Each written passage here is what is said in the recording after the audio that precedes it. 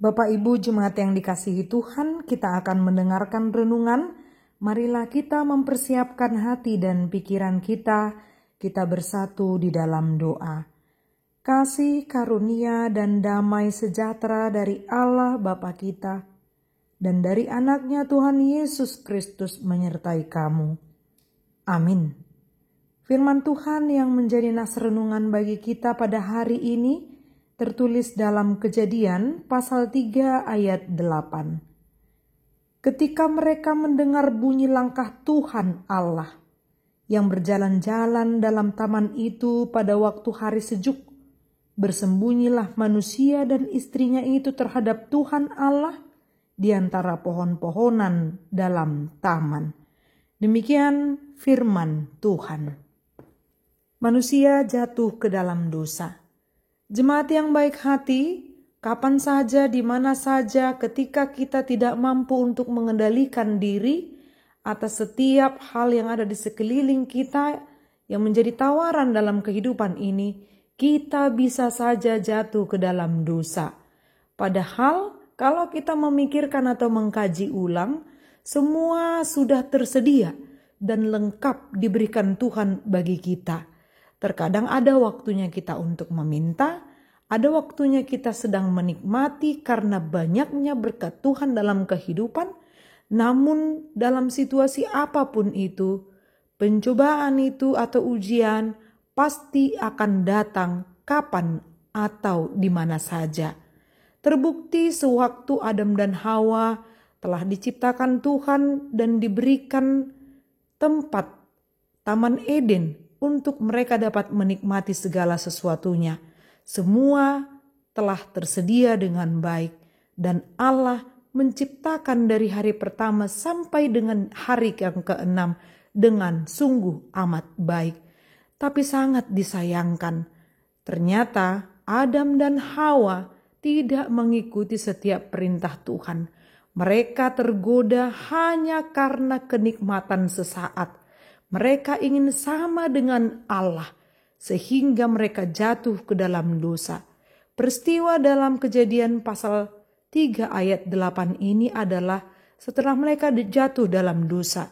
Mereka menjadi ketakutan dan mereka bersembunyi. Bukannya Allah tidak tahu mereka sedang berada di mana, dan bukan karena Allah tidak tahu apa yang mereka perbuat, tetapi ketika Allah sedang berjalan-jalan, Allah bertanya di mana mereka. Ternyata mereka sedang bersembunyi, Adam dan Hawa, dari hadapan Tuhan, karena mereka telah sadar bahwa mereka sudah berbuat dosa. Mereka sadar di sini pengertiannya bukan sewaktu mereka melakukan dosa mereka tidak sadar. Tapi justru kesadaran mereka seharusnya membawa pertobatan dan mau memperbaiki kelakuannya. Mungkin kita juga demikian. Ketika kita melakukan dosa, kita sama seperti Adam dan Hawa. Kita merasa ketakutan, kita merasa boleh bersembunyi dari hadapan Tuhan, padahal mata Tuhan itu melihat tidak terbatas waktu dan tempat atau jarak.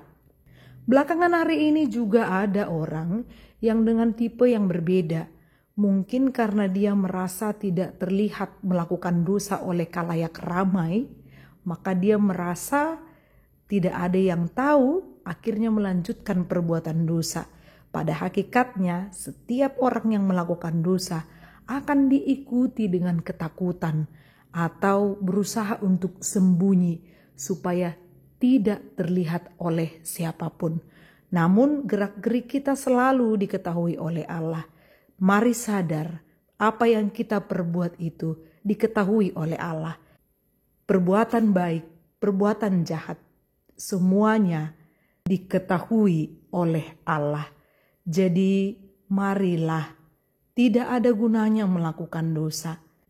Sekalipun dosa itu merebak di muka bumi ini, ingat panggilanmu sebagai pengikut Kristus. yang mau taat dan juga melakukan setiap perintahnya.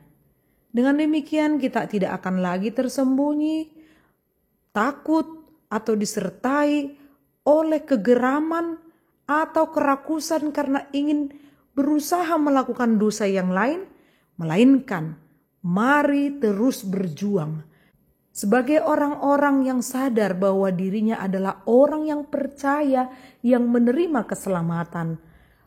Pakailah keselamatan itu atau hiduplah dalam keselamatan yang diberikan Kristus Yesus sebagai jaminan bahwa engkau menjadi orang yang taat dan setia, mau melakukan firman-Nya.